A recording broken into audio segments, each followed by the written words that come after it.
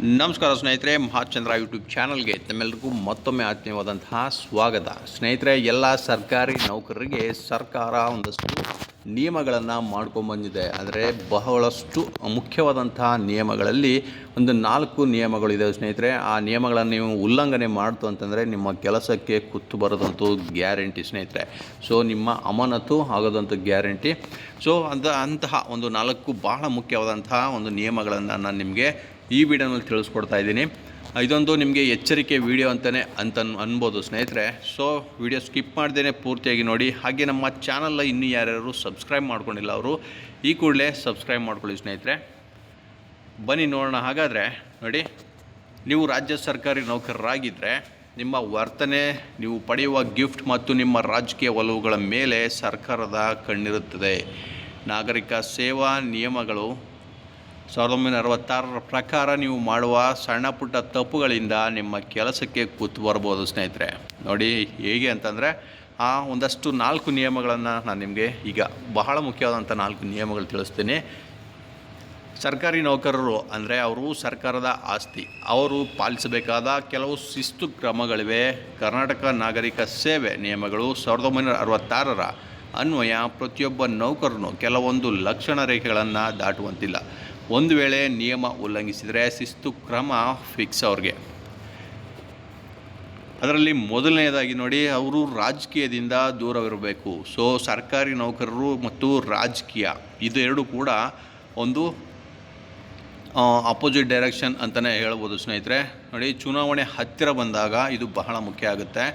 ಯಾವುದೇ ಸರ್ಕಾರಿ ನೌಕರ ರಾಜಕೀಯ ಪಕ್ಷದ ಪರ ಪ್ರಚಾರ ಮಾಡುವಂತಿಲ್ಲ. ತನ್ನ ಸ್ವಂತ ವಾಹನ ಅಥವಾ ಮನೆಯ ಮೇಲೆ ರಾಜಕೀಯ ಪಕ್ಷದ ಬಾವುಟ ಅಥವಾ ಚಿಹ್ನೆ ಹಾಕುವಂತಿಲ್ಲ. ಕುಟುಂಬದವರು ರಾಜಕೀಯದಲ್ಲಿದ್ದರೆ ಸರ್ಕಾರಿ ನೌಕರರು ತಮ್ಮ ಅಧಿಕಾರವನ್ನು ಬಳಸಿ ಅವರಿಗೆ ಸಹಾಯ ಮಾಡುವಂತಿಲ್ಲ. ಸೊ ಇದಕ್ಕೆ ಅಪವಾದವಾಗಿ ಒಂದು ಹೇಳಿಕೆಯನ್ನು ಕೊಟ್ಟಿದ್ದಾರೆ ನೋಡಿ. ಚುನಾವಣಾ ಅಧಿಕಾರಿಯಾಗಿ ಕೆಲಸ ಮಾಡುವುದು ಮತ್ತು ಮತದಾನ ಮಾಡುವುದು ನಿಮ್ಮ ಹಕ್ಕು, ಇದಕ್ಕೆ ತೊಂದರೆ ಇಲ್ಲ. ಒಂದು ವೇಳೆ ಸರ್ಕಾರಿ ನೌಕರ ಅಂದರೆ ಚುನಾವಣೆ ಅಧಿಕಾರಿ ಕೂಡ ಸರ್ಕಾರಿ ನೌಕರ ಆಗಿರೋದ್ರಿಂದ ಅವರಿಗೆ ಈ ಕೆಲಸ ಮಾಡೋದಕ್ಕೆ ತೊಂದರೆ ಇಲ್ಲ, ಅಂದರೆ ಚುನಾವಣಾ ಕೆಲಸವನ್ನು ಮಾಡಲಿಕ್ಕೆ ತೊಂದರೆ ಇಲ್ಲ ಅಂತ ಇಲ್ಲಿ ಹೇಳಲಾಗಿದೆ. ಮತ್ತು ಬಹಳ ಮುಖ್ಯವಾದಂಥ ಇನ್ನೊಂದು ಅಂಶ ಅಂದರೆ ಗಿಫ್ಟ್ ಪಡೆಯುವ ಮುನ್ನ ನೀವು ಎಚ್ಚರವಾಗಿರಬೇಕು. ಸೊ ಸರ್ಕಾರಿ ನೌಕರರು ಎಷ್ಟರ ಮಟ್ಟಿಗೆ ಎಷ್ಟು ಬೆಲೆಯುಳ್ಳಂತಹ ಗಿಫ್ಟ್ಗಳನ್ನು ಪಡೆಯಬಹುದು, ಎಷ್ಟು ಬೆಲೆಯುಳ್ಳಂತಹ ಗಿಫ್ಟನ್ನು ಪಡಿಬಾರ್ದು ಅನ್ನೋದು ಕೂಡ ಈ ನಿಯಮಗಳಲ್ಲಿ ಇದೆ ಸ್ನೇಹಿತರೆ. ಸರ್ಕಾರಿ ನೌಕರರು ಯಾರಿಂದ ಬೇಕಾದರೂ ಗಿಫ್ಟ್ ಅಥವಾ ಉಡುಗೊರೆ ಪಡೆಯುವಂತಿಲ್ಲ. ನಿಯಮ 14ರ ಪ್ರಕಾರ ಇದಕ್ಕೆ ಮಿತಿಯನ್ನು ಹೇರಲಾಗಿದೆ. ಅದರಲ್ಲಿ ಒಂದು ಲಿಸ್ಟನ್ನು ಕೂಡ ಕೊಟ್ಟಿದ್ದಾರೆ ನೋಡಿ. ನೌಕರರ ಶ್ರೇಣಿ ನೋಡಿ, ಗ್ರೂಪ್ ಎ ಮತ್ತು ಬಿ ನೌಕರರು ಸಂಬಂಧಿಕರಿಂದ ಪಡೆಯಬಹುದಾದ ಗಿಫ್ಟ್ನ ಮೊತ್ತ ಸ್ನೇಹಿತರೆ 5,000 ಮೀರಬಾರದು. ಹಾಗೆ ಸ್ನೇಹಿತರಿಂದ ಪಡೆಯಬಹುದಾದ ಗಿಫ್ಟು ಕೇವಲ 2,500 ರೂಪಾಯಿದಷ್ಟು ಆಗಿರಬೇಕು. ಅದು ಗ್ರೂಪ್ ಎ ಮತ್ತು ಬಿ ನೌಕರರಿಗೆ ಅನ್ವಯವಾಗುವಂತೆ. ಸೊ ಹಾಗೆ ಗ್ರೂಪ್ ಸಿ ನೌಕರರಿಗೆ ಸಂಬಂಧಿಕರಿಂದ 2,500ದಷ್ಟು ಮೌಲ್ಯದ ಗಿಫ್ಟನ್ನು ಪಡಿಬೋದು. ಸ್ನೇಹಿತರಿಂದ ಯಾವುದೇ ಗಿಫ್ಟನ್ನು ಅವರು ಪಡೆಯುವ ಹಾಗಿಲ್ಲ. ಹಾಗೆ ಗ್ರೂಪ್ ಡಿ ನೌಕರರಿಗೂ ಕೂಡ ನೋಡಿ, ಸಂಬಂಧಿಕರಿಂದ ಅವರು 1,250 ರೂಪಾಯಿ ಮೊತ್ತದ ಗಿಫ್ಟನ್ನು ಅಷ್ಟೇ ಪಡಿಬಹುದು. ಹಾಗೆ ಯಾವುದೇ ಸ್ನೇಹಿತರಿಂದ ಅವರು ಗಿಫ್ಟನ್ನು ಪಡೆಯುವ ಹಾಗಿಲ್ಲ. ಸೊ ಇದಿಷ್ಟು ನಿಮ್ಮ ನಿಯಮಗಳಲ್ಲಿ ಇರ್ತಕ್ಕಂಥದ್ದು ಸ್ನೇಹಿತರೆ. ಹಾಗೆ ಸರ್ಕಾರದ ವಿರುದ್ಧ ಮಾತಾಡೋ ಹಾಗಿಲ್ಲ. ಸೊ ಇದಂತೂ ಬಹಳ ಮುಖ್ಯವಾದಂಥದ್ದು ನೋಡಿ. ಟಿ ವಿ, ರೇಡಿಯೋ ಅಥವಾ ಪತ್ರಿಕೆಗಳಲ್ಲಿ ಸರ್ಕಾರದ ನೀತಿಗಳನ್ನು ಟೀಕಿಸುವುದು ಅಪರಾಧ. ಈಗಿನ ಕಾಲದಲ್ಲಿ ಸೋಷಿಯಲ್ ಮೀಡಿಯಾ ಅದರಲ್ಲೂ ಸರ್ಕಾರದ ವಿರುದ್ಧ ಪೋಸ್ಟ್ ಹಾಕುವ ಮುನ್ನ ಎಚ್ಚರಿಕೆ ಇರಲಿ.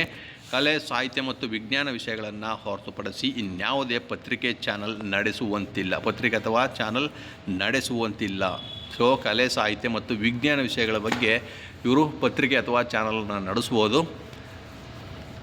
ಬೇರೆ ಯಾವುದೇ ವಿಚಾರದಲ್ಲಿ ಅವರು ಯಾವುದೇ ಚಾನಲ್ ಅಥವಾ ಪತ್ರಿಕೆಯನ್ನು ನಡೆಸುವಂತಿಲ್ಲ. ಸೊ ಇದೊಂದು ಬಹಳ ಮುಖ್ಯವಾದಂಥ ಅಂಶ ಅಂತಲೇ ಹೇಳ್ಬೋದು ಸ್ನೇಹಿತರೆ. ಮತ್ತು ಸರ್ಕಾರಿ ನೌಕರರು ಬರೀ ಪ್ರಪಂಚದ ಹೊರಗಿನ ವಿಚಾರಗಳ ಬಗ್ಗೆ ಅಲ್ಲ, ತಮ್ಮ ಸಂಸಾರ ಮತ್ತು ಅವರ ನಡವಳಿಕೆ ಕೂಡ ಇಲ್ಲಿ ಡಿಪೆಂಡ್ ಆಗುತ್ತೆ ನೋಡಿ. ಇದು ಬಹಳ ಜನರಿಗೆ ಗೊತ್ತಿರೋದಿಲ್ಲ. ಸರ್ಕಾರಿ ನೌಕರನೊಬ್ಬ ತನ್ನ ಹೆಂಡತಿ ಮಕ್ಕಳನ್ನು ಕಡೆಗಣಿಸುವುದು ಅಥವಾ ಪೋಷಿಸದೇ ಇರುವುದು ಕೂಡ ಅನುಚಿತ ವರ್ತನೆ ಎನಿಸಿಕೊಳ್ಳುತ್ತದೆ. ಅಂತಹವರ ವಿರುದ್ಧ ಇಲಾಖಾ ತನಿಖೆಯನ್ನು ನಡೆಸಬಹುದು. ಸೊ ನಿಮಗೆಲ್ಲ ಗೊತ್ತಿರ್ಬೋದು ಸ್ನೇಹಿತರೆ, ಯಾವುದೇ ಪುರುಷ ವ್ಯಕ್ತಿ ನೌಕರ ಆಗಿದ್ದರೆ ಅವನು ಮನೆಯಲ್ಲಿ ತನ್ನ ಹೆಂಡತಿ ಮಕ್ಕಳನ್ನು ಸರಿಯಾಗಿ ನಡೆಸ್ಕೊಳ್ಳಿಲ್ಲ ಅಂದರೆ, ಪೋಷಿಸಿಲ್ಲ ಅಂತಂದರೆ ಅವನ ಮೇಲಧಿಕಾರಿಗೆ ಕಂಪ್ಲೇಂಟನ್ನು ಮಾಡ್ಬೋದು. ಸೊ ಆ ಮೇಲಧಿಕಾರಿ ತನಿಖೆಯನ್ನು ಮಾಡಿ ಅವರಿಗೆ ವಾರ್ನಿಂಗ್ ಕೂಡ ಕೊಡ್ಬೋದು, ಅಥವಾ ಅಮಾನತು ಮಾಡೋ ಅಧಿಕಾರವನ್ನು ಕೂಡ ಮೇಲಧಿಕಾರಿ ಹೊಂದಿರ್ತಾರೆ. ಸೊ ಈ ನಿಯಮಗಳು ಕೆಲವರಿಗೆ ಅನ್ವಯಿಸೋದಿಲ್ಲ. ಯಾರಿಗೆ ಅಂತಂದರೆ ಅಖಿಲ ಭಾರತ ಸೇವಾ ಸದಸ್ಯರು, ಅಂದರೆ IAS IPS ಅಧಿಕಾರಿಗಳು. ಇವರಿಗೆ ಕೇಂದ್ರದ ನಿಯಮ ಇರುತ್ತೆ. ಸೊ ಹಾಗಾಗಿ ರಾಜ್ಯ ಸರ್ಕಾರಿ ನೌಕರರ ನಿಯಮಗಳು ಇವರಿಗೆ ಅನ್ವಯಿಸೋದಿಲ್ಲ. ಹಾಗೂ ಕೆಲವು ನಿರ್ದಿಷ್ಟ ಕೈಗಾರಿಕಾ ಉದ್ಯಮಗಳ ನೌಕರರಿಗೆ ಇದು ಅನ್ವಯಿಸೋದಿಲ್ಲ. ಹಾಗೂ ರಾಜ್ಯಪಾಲರು ವಿಶೇಷ ವಿನಾಯಿತಿ ನೀಡಿದ ಹುದ್ದೆಗಳಿಗೆ ಈ ನಿಯಮಗಳು ಅನ್ವಯಿಸೋದಿಲ್ಲ ಸ್ನೇಹಿತರೆ. ಸೊ ಇದಿಷ್ಟು ನಿಮ್ಮ ಮನಸ್ಸಲ್ಲಿ ಇರಲಿ ಅನ್ನೋ ಕಾರಣಕ್ಕೆ ನಾನು ಈ ವಿಡಿಯೋನ ಮಾಡಿದ್ದೆ.